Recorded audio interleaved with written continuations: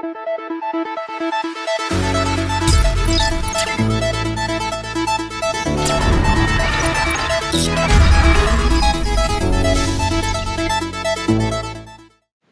everyone. Welcome to a new episode of Innovación sin Barreras. Yes, I'm speaking in English. This is our first episode in English. But I have an amazing guest today, Wenyi Cai. She is a renowned entrepreneur and business leader, currently serving as the founder and CEO of Polymath Ventures, a venture studio that creates digital platforms to uplift the middle class in Latin America. Prior to her work at Polymath, Wenyi amassed a diverse range of experiences that have shaped her innovative approach to business. She began her entrepreneurial journey in Silicon Valley as the COO of Milo.com, a consumer internet startup that was later acquired by eBay. In this role, she led business development efforts with major tech companies and oversaw the product and engineering team. Furthermore, she's worked as a consultant with McKinsey & Company in various regions, including the Middle East, Africa, and South Asia, and contributed to establishment of a quantitative trading hedge fund. She's also a published researcher in applied physics and a cum laude graduate of Harvard College, where she studied philosophy and physics. Born in China and raised between China and the United States, Wenyi's global perspective is evident in her work, particularly in her emphasis on Latin America. She has been instrumental in recognizing and acting upon the market demand and purchasing power of the emerging middle class in Latin America, including vulnerable populations. Throughout the decade of ethnographic research and qualitative studies, she has gleaned valuable insights into the Latin American market, most notably the pivotal role of women as the bedrock of society and economy in the region. Such insights have been instrumental in the shaping of Polymath's strategies and operations. Recently, in celebration of Polymath's 10-year anniversary, Wenyi launched a seed fund aimed at supporting transformative companies in Latin America. This initiative builds on Polymath's extensive existing focus on fintech, vertical SaaS, health tech, and its testament to her commitment to empowering women in the business sector. The fund underscores the success of Polymath under Wenyi's leadership, with 60% of the active portfolio companies led by female founders or focused on women's work. Wenyi's significant contribution to female empowerment and entrepreneurship in Latin America highlights the importance of having more women-led funds globally, as they bring diverse thought, deal flow, and perspective to the business ecosystem. Thank you, Wenyi, for being here in the podcast. How are you doing today? I'm great. Thank you so much for inviting me. It's awesome to have you here. You have a amazing work experience. You've achieved so much, and today, we want to explore that way past that. Let me start a little bit asking you about, what inspired you to start Polymath? Why did you choose targeting the middle class of Latin America? Yeah, I think, if you look at my background, it's sometimes hard to trace, what is the thread between the different experiences, right? Between physics, philosophy, kind of working around the world, working in finance, working in entrepreneurship and tech. I think for me, I think the reason anybody studies physics or studies philosophy is because they want to answer really big questions like, why are we here? What is the universe? What happened before? What is going to happen in the future? And I think that ultimately is the basis for my intellectual curiosity and drive to say, what is meaningful to do in this world? Right. And I think when I was younger, because I read a lot of Chinese history, my family, historically was very involved in China's politics and so forth. So I think some of that, one, service mentality of like, you need to serve, you need to do things for the betterment of society is a family tradition. But I think the other part of it is around, how do you solve some of the largest problems in society? And I think, in a different era, maybe I would have gone to be a politician or something like that, because those are the problems I've always been really interested in. But because I, ended up studying science, because of my different work experiences, particularly I think the ones at McKinsey, where I spent a lot of time in very different markets, very on the ground. Not kind of this McKinsey analyst crunching numbers in Excel in the office, but really on the ground. I visited mobile markets in Pakistan to understand why Pakistan was doing so well for the client versus other markets in Africa and the Middle East. And so these are things where I ended up developing a capability or an understanding of how to solve these societal issues, but through the lens of business or through the lens of solving economic, microeconomic issues through that business building mechanic. And so this is, I think, in a different life, I would have tried to solve it through a political angle. Policy making, policy making angle. But I think that in today's world, I think we have access to a lot of really great tools. I mean, we'll talk about the digital aspect. But, business in general being such a dynamic vehicle to actually change society, right? And so that's kind of the original inspiration. Now, your question around why Latin America, why emerging middle class in Latin America, I think that the solving the middle income trap is one of the most important things to do in the global sphere.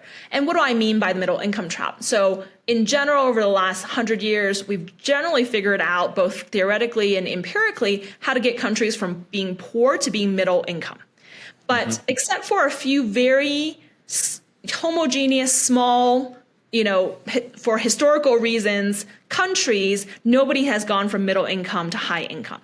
And I think sometimes, probably your listeners would understand this better, but I always have to explain this to Americans, is when we say middle income trap or middle income countries, we're not talking about middle class in the US. That is a high income society, right? When we talk about middle income countries, it means the vast majority of people are living in vulnerable situations. So they're not in poverty. So most of these countries, the majority of people are not in poverty. Maybe 30% of them are in poverty. But, majority are what World Bank defines as vulnerable, which is $7 to $14 a day. And what that really means is that they are the working poor.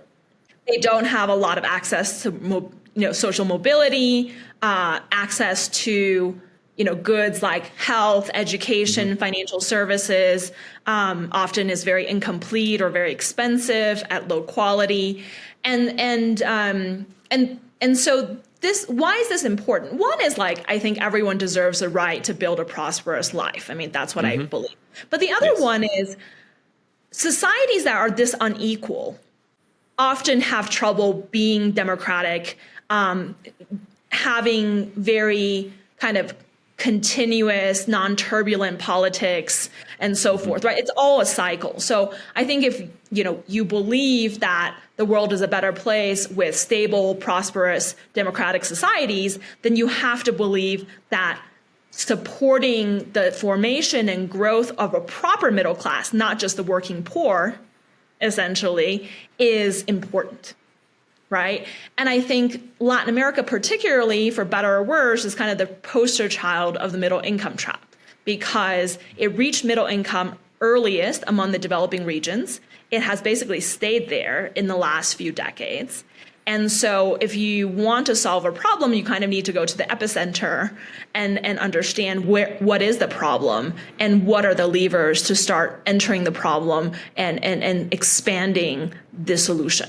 So just to go back a little bit on what you were saying. So this trap above the middle class, can you define it a little bit more? Why is it that people cannot improve their conditions under the current situation? What's preventing that? Yeah, so I think if we zoom in into some of the microeconomic dynamics, if you look at Latin America, most of the populous countries, you have labor being more than 50% informal. And what does that really mean, right? That means that most people are either, a lot of the actual economic activity and labor activity is taking place in between informal small businesses or micro businesses.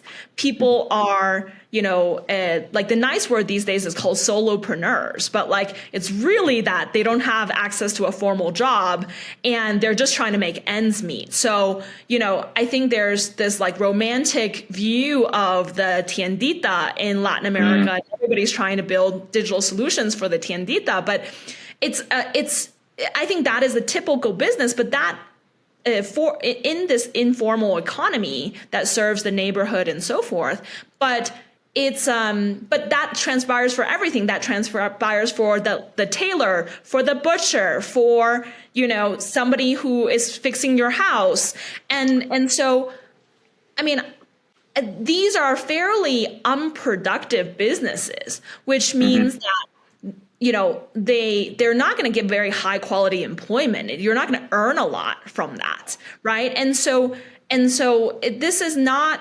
If you look at that type of economic structure, there really isn't the engine to drive growth. So that's what we mean a bit by the trap, because people certainly don't have the capital to invest in their businesses and grow their businesses. But also there isn't access to the type of education or a lot of the kind of business tools. We can talk about the kind of the role of technology going forward, but there's no engine for that. If you look at what really develops societies in terms of income, you need very, very large shifts. So going from an agrarian rural society to a city society of at least trade-based, with artisans and so forth. Like that was something that happened in the late Middle Ages and that produced the Renaissance and so forth, right? If you look at what happened, obviously in the late 19th century in terms of industrialization in England, and then, in the rest of kind of what we call the developed world, if you look at what happened in China the last few decades, that was really industrialization based, right? And Latin America went through a period of industrialization, but it kind of stalled on that front. So today, Latin American society is you have a formal part of the society. I mean, the banks, the people that have formal jobs and so forth. But there's the vast majority of the society and people are in this very unproductive, informal, fragmented, mostly service economy, right? And I think let me just point out another thing there that's very important. If you look at some of the work that McKinsey has done, particularly in Mexico, when they've studied even the industrial sector, manufacturing, there's something very particular that's been happening in Latin America, which is the top firms are very productive. They're as productive as the top, quartile of industrial firms in the world. Okay. So that like everything is unproductive, but there is most of the industrial firms, even in Mexico, these manufacturers, they are fairly unproductive. And actually what is the most disheartening is they're losing productivity. They're losing productivity. And that group of unproductive, less productive, let's call them smaller firms, they're growing in percentage of the total. So when you look at Mexico, it is actually losing productivity growth, right? Wow. So what I mean by that is the year-on-year productivity growth is that number is going down because the good firms are losing in weight. And so that means as an aggregate level, they're not able to pull up the percent productive, the percent increase in productivity. Why is this important? This means even some of the engines that have been driving, income increases or economic growth in Latin America are going to sputter. right? They're going to lose weight. So ultimately, it is not, we need to think about what's going on in Latin America as how do we fix this informal, fragmented, unproductive part of the economy, not just saying, hey, there's going to be a trickle down effect. So if we just, get some good FDI or start increasing, just invest in some of the top firms or bring some international firms to Latin America, we're going to fix the problem. That is not the case, especially because the demographic boom is mostly over for Latin America. I mean, there's different countries that are further or less along on that curve, but a lot of the growth has been driven by, just there being more people, right? Correct. And that is not going to be the case going forward. So to summarize, when we look at the internal dynamics of the society, we have to pay attention to the informal labor, the small, micro, medium-sized companies that have until not had very good conditions to improve their productivity or increase their size and give higher quality labor. And this is all circular, right? Because if people have poor quality labor, they don't have a lot of disposable income. So then they'll not having a lot of money to spend, which then doesn't produce a lot of demand. So it's all circular at the end of the day. I mean, that's a really fascinating take. I didn't understand Latin America that well, especially because you're always point you say about if you keep making or giving more to the big companies and they're stronger and bigger and they're employing more people, that's going to sort of fix everything, which apparently it's not. And even if you would say just let's give Latin America just time, it will fix itself or over a long period of time. But apparently it's just going the other way around. You're making the middle class even poorer. So I like that take. So you mentioned you didn't want to go, or probably in another life you would have done it through the policy making. Why did you choose technology instead? And especially this approach that you started with, which is venture building, building companies, but you're like a fund, but you're also you're entrepreneur. I think that you can also explain a bit about the model so we all understand it way better. Yeah. So Polymath, we started out, we weren't called a venture studio in the beginning. 10 years ago, that term didn't even exist, right? Of course. Every year we're coming up with new terms, and now it's like, oh yeah, that's so clear. You're a venture client, you're a venture studio, you're a venture fund. Yeah. Exactly. So, but the essence of what we have been doing for the last decade is really going and understanding the needs. And we always talk about, you need a real insight to build. And so it's really about solving the problem from, I'm a physicist, right? So it's a first principles approach to understanding what is the problem you're trying to solve and how do you really solve the problem and building companies from that true understanding. So, we are in some ways in that early days, we're ethnographers, we're researchers, we're really kind of being scientific about that process. And once we get to that real breakthrough, that R&D breakthrough, we then build a scalable model based on that insight, right? And so that I think that some people will find that slow and not this raw entrepreneurship. I want to build $1 billion company from day one. I mean, I think we're incredibly ambitious, but I think we are very intellectually curious and honest about, if we're going to solve these really hard problems, and many people have attacked the problem from different angles for decades, why are we going to solve it? I think you have to really, employ the right techniques and really be a great listener and really, not assume. I think this is the other thing about serving this demographic is not assume that you have the answer. It's not you guys just need to understand financial services better. So I'm going to educate you in financial services. Really, I think when you're talking about 300, 400 million people in Latin America, right? You can't, there's a way of being, and that way of being has worked, right? And oftentimes a lot of the solutions come from being inspired by parts of that population that are doing it much better than the rest of the population. And then how do you standardize, supercharge that behavior, which, I think we'll talk about in terms of why we've ended up at women being one of those like powerful levers there, right? So I think, going back to your question, Venture Studio is obviously a platform that systematically builds companies. And I think in our case, that means there is a very thoughtful and powerful discovery process, as well as then the translation of that to digital business models. Because I think that's one of the big breakthroughs we've had at Polymath, which is how do you take those human insights and translate them to be really scalable, profitable business models that then get funded by VCs, even international VCs that don't understand at all anything about the emerging middle class in LATAM, but they see our metrics and they're like, oh, this is like an incredible company. I'm going to invest in it just based on the basis of these like company metrics. And so that's the model in terms of the Venture Studio. As you mentioned in your intro, we are launching this seed fund, and the difference in this seed fund is part of the seed fund. So actually 2/3 of it will be investing in companies that we do not build from the studio.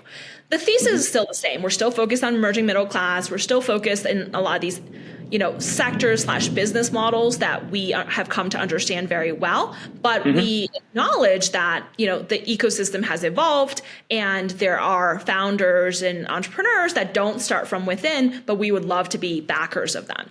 I think the other thing that really distinguishes us on the fund is because we have the builder background, we really have operational experience and even infrastructure to help a founder through the different stages of product market fit to really, help them go from a single channel growth strategy to a multi-channel growth strategy, really hiring good people and so forth. So those are all skills and functions we've had to develop for our own businesses. And so we think we can be much more value added to the entrepreneurs. And I think this is an area where, because of where the venture industry is in Latin America, I think most of the investors are still coming from financial backgrounds. Whereas if you go and look at, investors in the US, there's a lot more that come from entrepreneurial, product, operational. And so I think it's a natural evolution. It's not a criticism of the existing investors, but I think we are part of that evolution. And that's amazing. I also agree that we need more entrepreneurs now taking the role of VCs, just so our audience, the listeners, can understand better the model.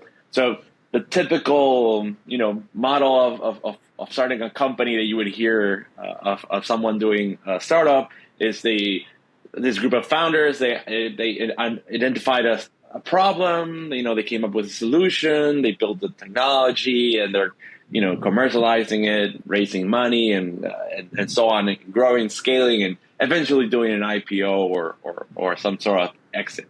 How would it be different, the approach that you've did with Polymath, and how has it changed in this 10 years? So, I mean, we've made lots of mistakes at every level along the way. So, but I think part of the process. It's part of the process.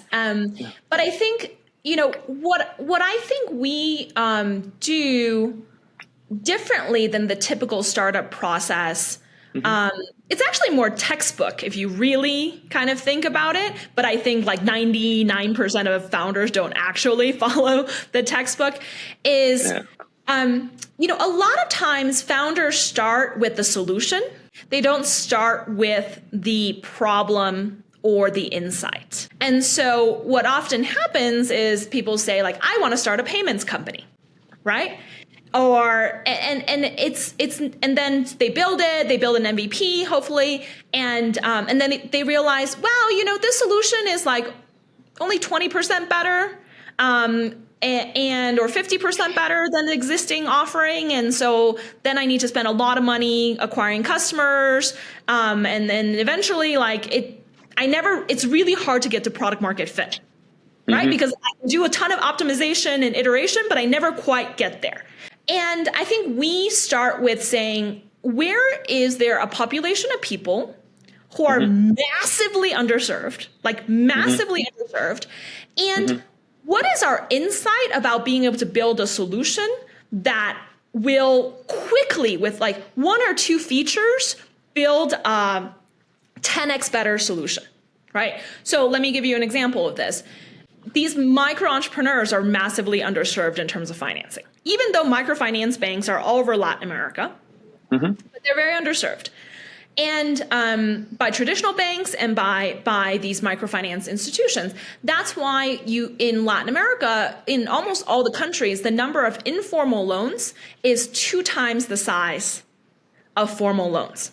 Wow. That statistic is already telling you that there's something about the informal loans that has better product market fit.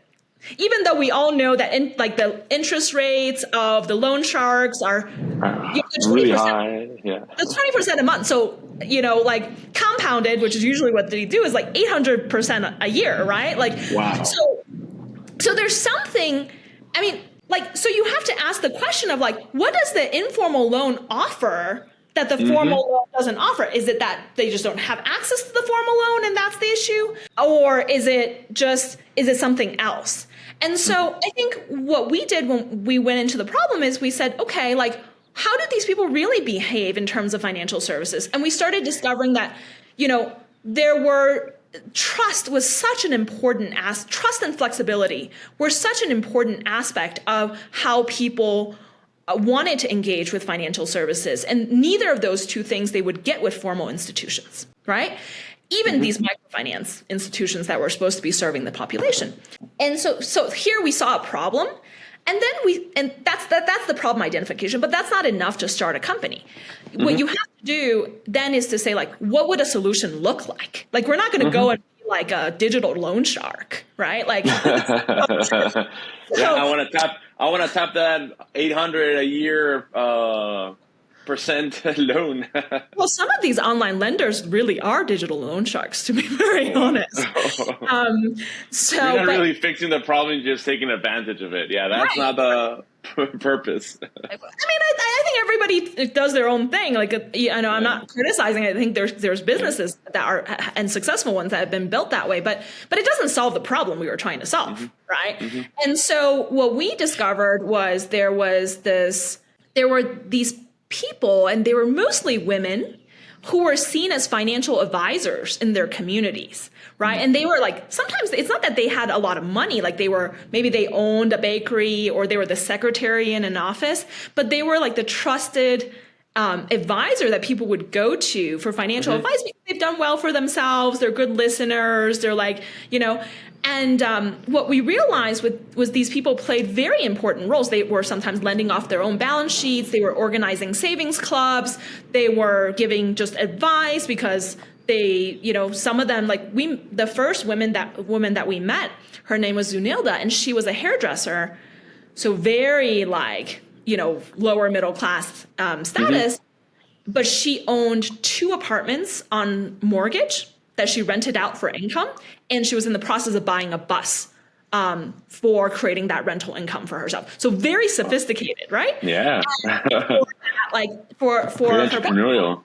Very entrepreneurial. And so she was like the advisor for everybody around her. And we said, like, that's really interesting. What if that became the channel? Would it work? Like, what if we gave loans through that channel? Would it work? Like, if they were lending our loans instead of their own cash, would there be a principal agent issue? Would there be fraud? So then we started testing that and we realized there was no fraud, basically. And that over time, what we've been able to prove with that model, which became in our portfolio of Flore, it's a direct sales, mobile enabled direct sales channel where we, these, what we call consejeros, so these advisors give financial services products that fit the needs of their community, and they are the sales channel. But more important than sales, what they're really providing is trust, right? So there's engagement. They are providing information actually to us so we can underwrite people who have very thin credit files, right?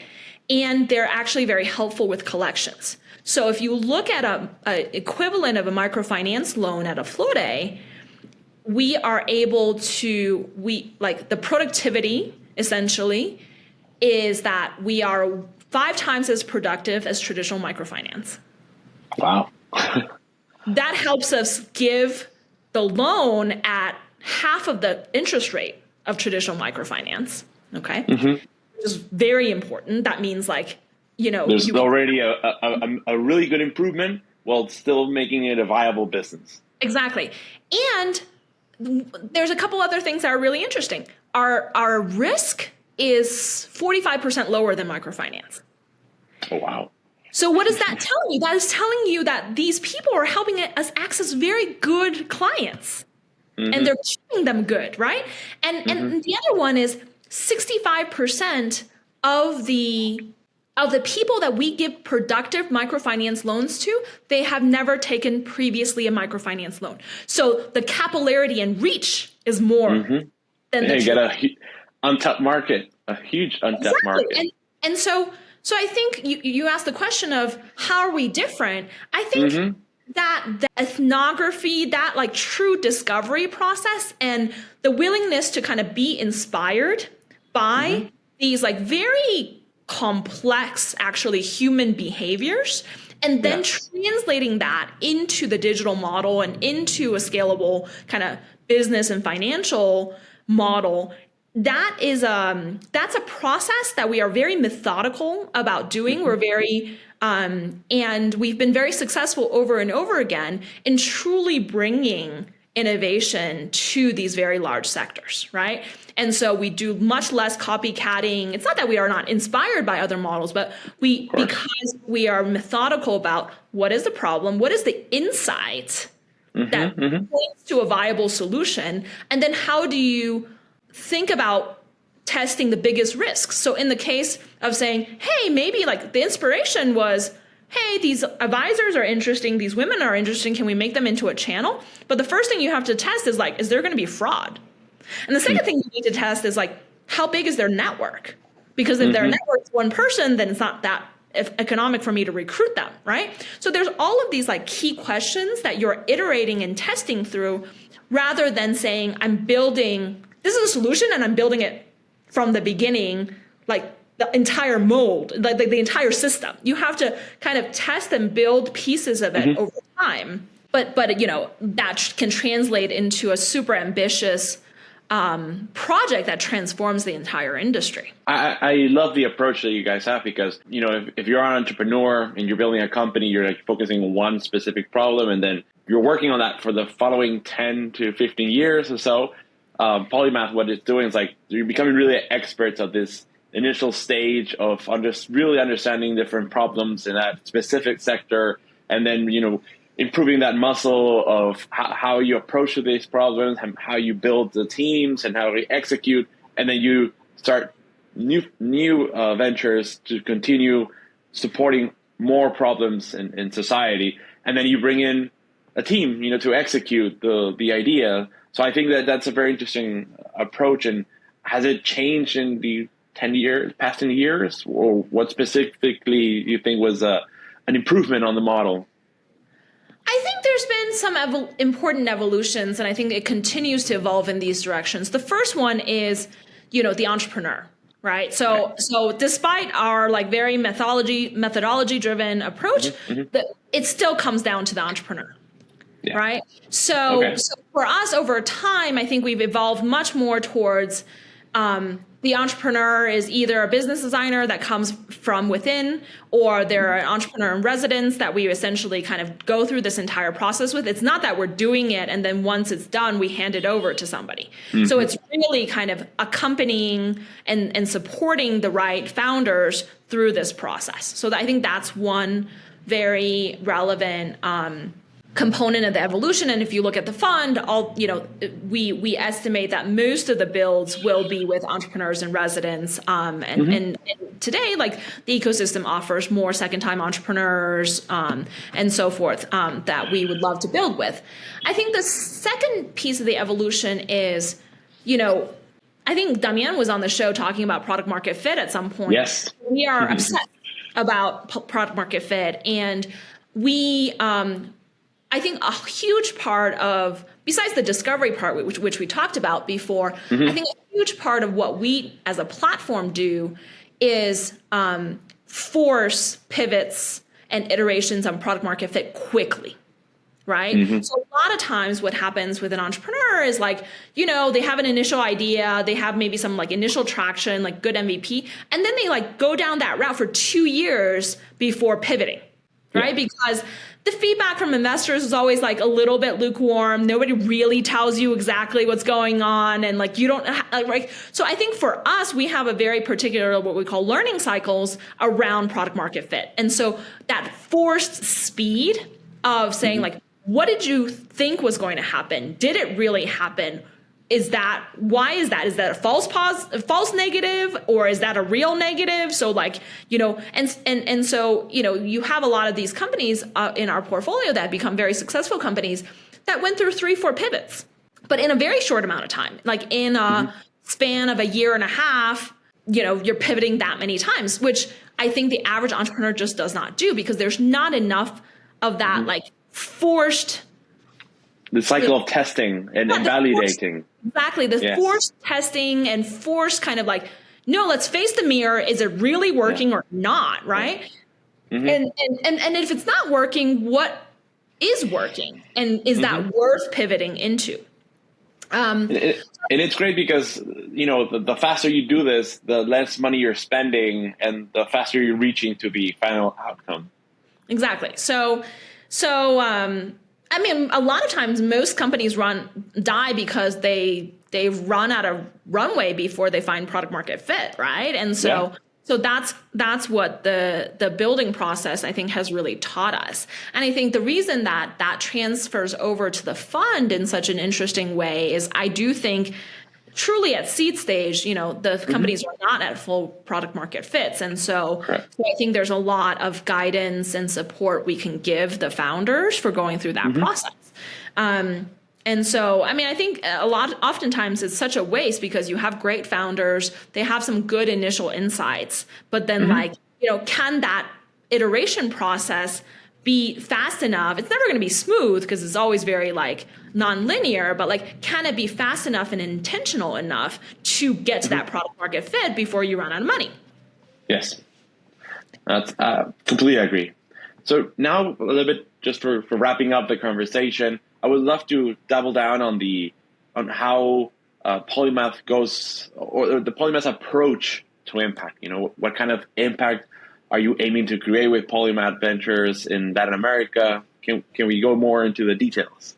Yeah, so I think we generally think about our impact along two main pathways, right? So one of them is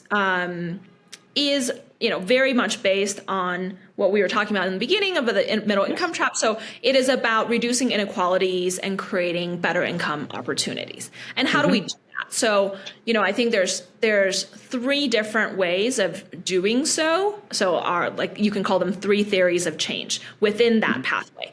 One is increasing the efficiency and productivity of micro and small businesses, right? So that means, you know, and we've seen this a lot with verticalized SaaS, you can go in and really, first of all, increase bring additional customers because you're bringing new customer segments. Like maybe this repair shop had no way of serving a big fleet, but now by being part of the AutoLab platform, they can serve a big fleet.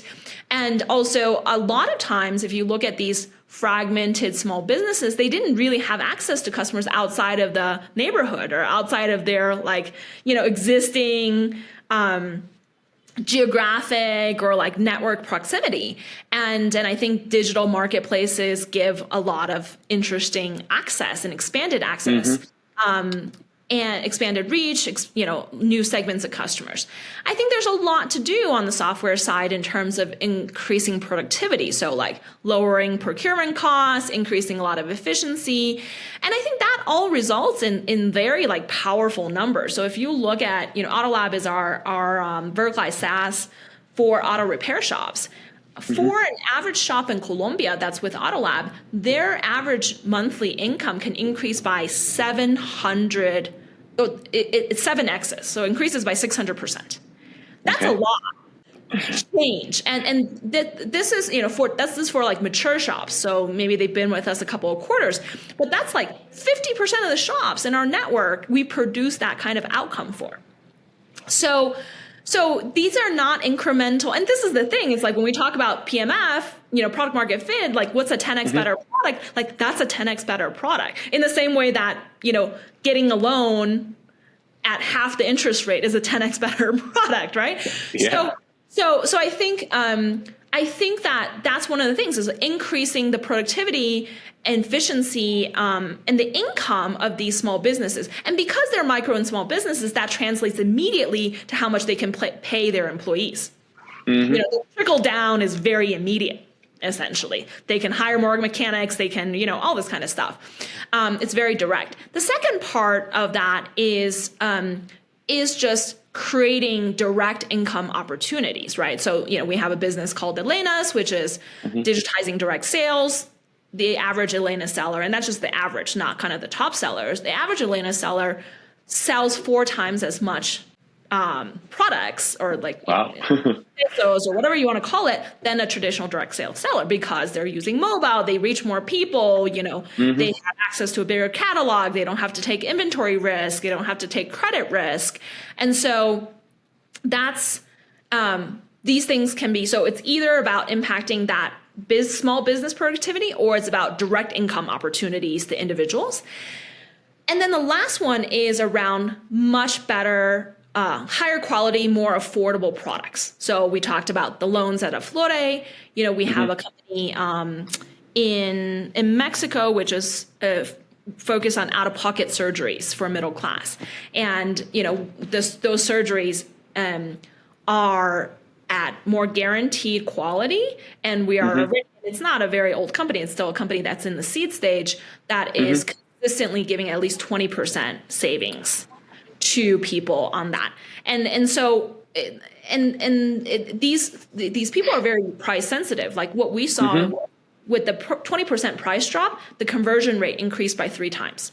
So there's a lot of kind of behavioral components around pricing for this demographic that people usually don't spend a lot of time thinking about, like how price sensitive and how elastic the market actually is, because there truly is like an ability to pay issue, right? And so that's kind of the income opportunity and reducing inequality side. I think the second pathway in terms of impact is around gender. And, you said in the introduction, we have a very high kind of portfolio representation of female, not just female founders, female CEOs. And awesome. And people who and the ventures that are about women's work, Aflore's network of these advisors, these consejeros, is 75% women. And so where is this gender angle coming in? I think most people talk about gender more in terms of like there needs to be more female tech leaders or more female business leaders and all that. And it's not that I disagree with it, but I think the way we view things is a little bit different. You have to kind of understand that I studied math and physics, right? So I was with men like my entire life until I went to Dubai and I was in the Middle East, that like I realized I was even like female because, like people started treating me so differently because of my gender. So I think the gender part is not something that's like personally always top of mind for me because in my personal experiences.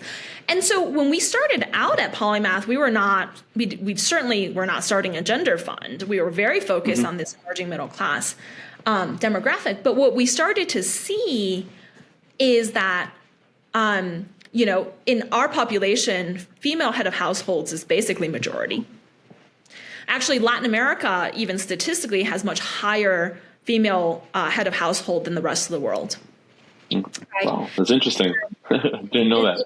It's very interesting. I think like statistically it's 36% female head of households in Latin America versus 28% globally, which is a big difference, like at an average statistics level. But when I say that we in our demographic is more than 50%, is first of all, like that's the general statistic. But if you go to this population, it's higher. But also, I think statistics doesn't capture a lot of internal things. There's lots of women that are living with like a partner that she really doesn't want to be with, and actually he doesn't do much. So they're really just trying to make more income to like move out with their kids. So the real person driving the household is really that woman, but in the statistic probably doesn't even show up that way.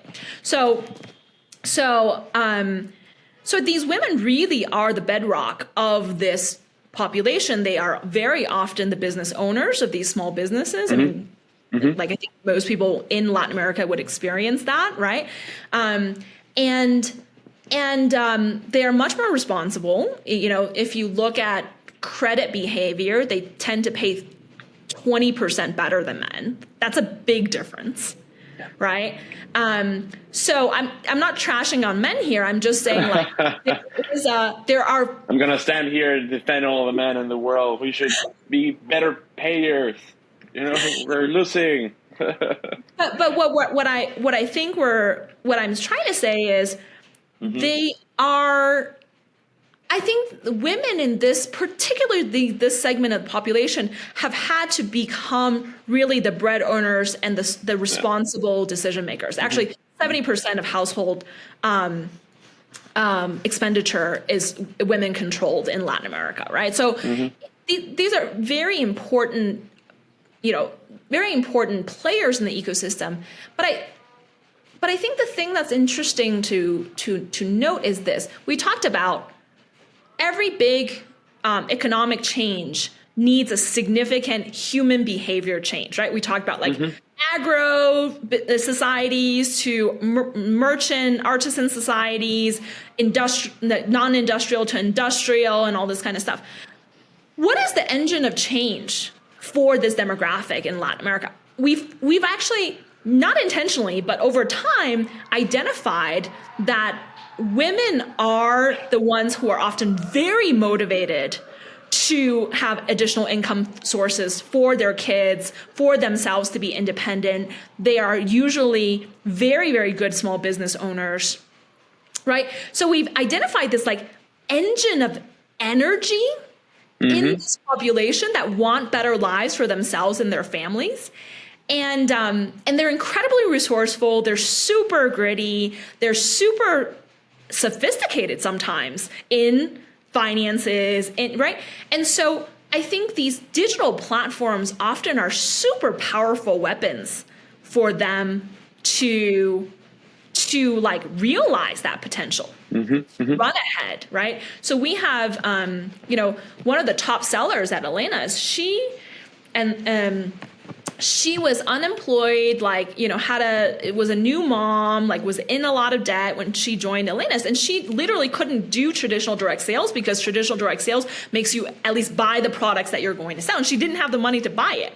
And today she has many people working for her. She basically has built a business on top of Elena's. She's bought a car based on the Elena's income that she's right. So these are, and that's not like me. Yes, she's one of the better sellers, but like that's not an anomaly. I think that's what the power of these platforms are, that require less investment, give you much more access to customers. So if you really have that drive, you can go all the way. Right.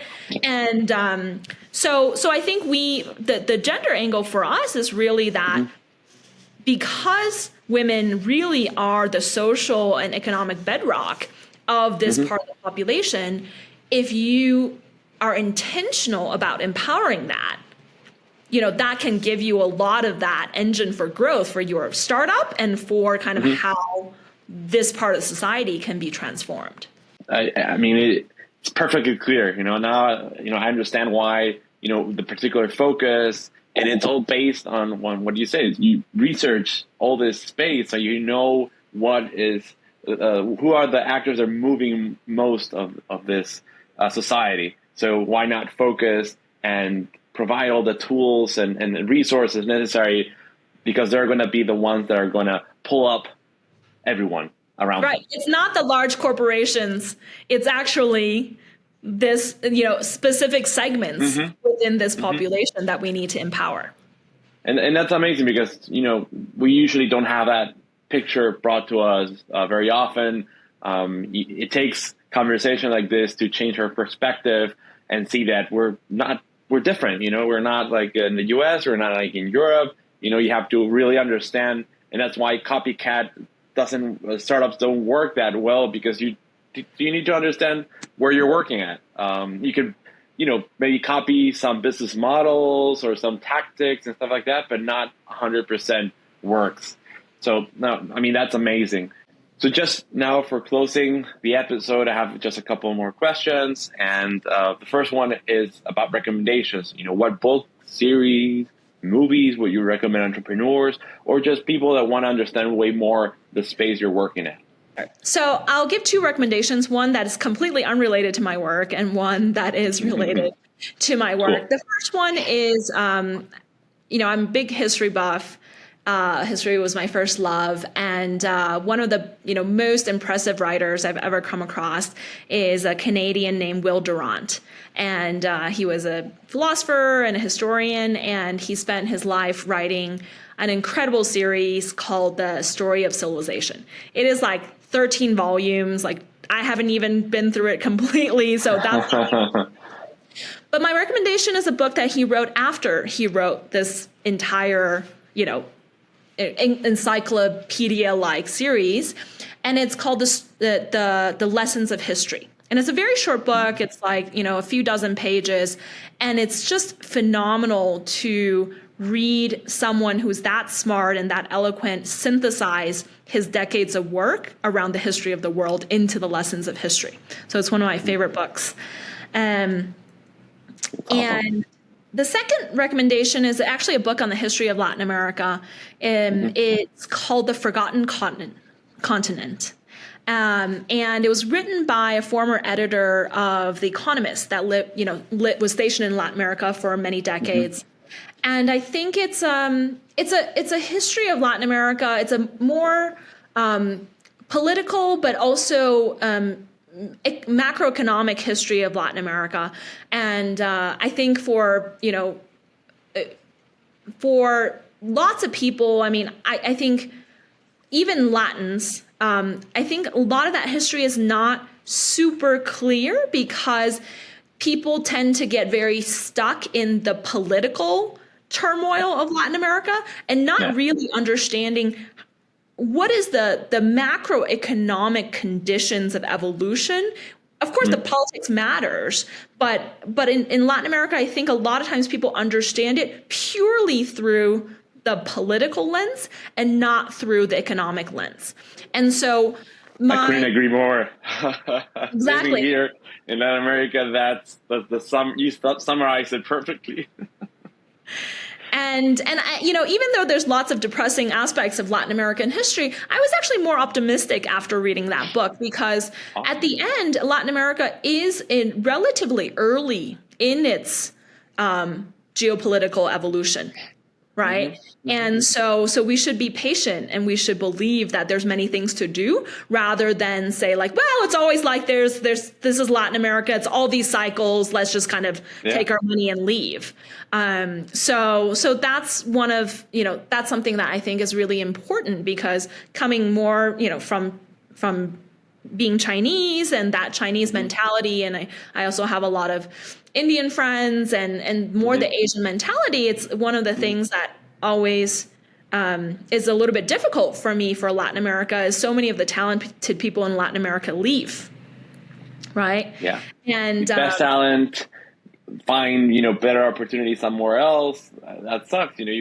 Why can't the best talent just stay at home and improve the conditions? Yeah, and so everybody has the freedom to make their own choices, but I do believe that Latin America is in its early innings and not in this persistent cycle that it cannot escape, right? So the work that we've been doing at Polymath around trying to overcome this trap is part of the work of what the region needs to do. Awesome, I love it. And one last question, and this one is more about, so I call it the time machine question. So if you had a time machine that allowed to send a message to your version of 10 years ago, what would you say? Two things. Right at the beginning of Polymath, right? Yeah, exactly. Probably two things. The first one is like, it's going to take a lot longer than you think, so. But still do it, but still do it. Yeah. Definitely still do it. The second one for me is, I do think that having the right co-founders and advisors and mentors, is very important, more important than you think, right? Like, so I think I have found different people along the way, and I've learned that, there were how much easier it would have been if I had encountered them or kind of spent more time looking for them earlier in the journey. I agree.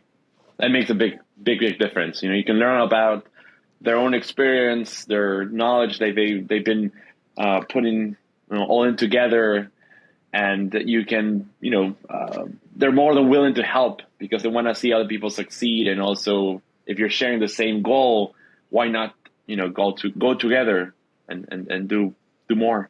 Yeah. And because it's such a long journey, you really need the people that can be with you for a long time. Yeah, I agree. Awesome. Well, thanks again for joining the program and sharing your experience, this path that you took that is has a meaningful purpose, and which I find it very inspiring, and I hope that we can really change and improve the middle class of all Latin America. I've definitely learned a lot about my own region. So thank you very much for being with us today. Thank you for this space, Jaime. I really appreciate it. And it was a pleasure to speak to you. Yeah, thank you. And I hope we can chat again sometime soon and see all this progress and change. The fund is a new thing for us. And so a renewed learning, not that has ever stopped, but just it's going to be exciting. So I'm excited about it, and really want to continue working in the region and really building and supporting the best entrepreneurs. And if anyone wants to reach out to you, entrepreneurs or policymakers or investors, what would be the best way? Email's probably the best. So Wenyi@polymathv.com. Perfect. So I'll add it in the show notes just in case. But thank you very much, Wenyi, for your time and sharing. Great. Thank you so much. Soon. Ciao, ciao. Bye. Bye. Hola querida comunidad de innovadores. Espero que hayan disfrutado mucho del episodio. Como saben, todos los viernes publicamos con mucha alegría un nuevo episodio para ustedes. Y para continuar mejorando el programa, nos encantaría conocer más sobre ustedes. Los invito a escribirme a mi correo electrónico hola@jaimesotomayor.com o en mis redes sociales para que me cuenten qué les parecen los invitados y temas, y cómo este programa los está ayudando en su objetivo de crear el próximo unicornio de la TAM. Finalmente, les agradecería enormemente si pueden compartir este podcast con amigos y familiares que estén interesados en estos temas, como también a calificar con 5 estrellas este podcast en Spotify o Apple Podcast. Así más personas nos podrán encontrar. Muchas gracias por escuchar Innovación sin Barreras Podcast y hasta un próximo episodio.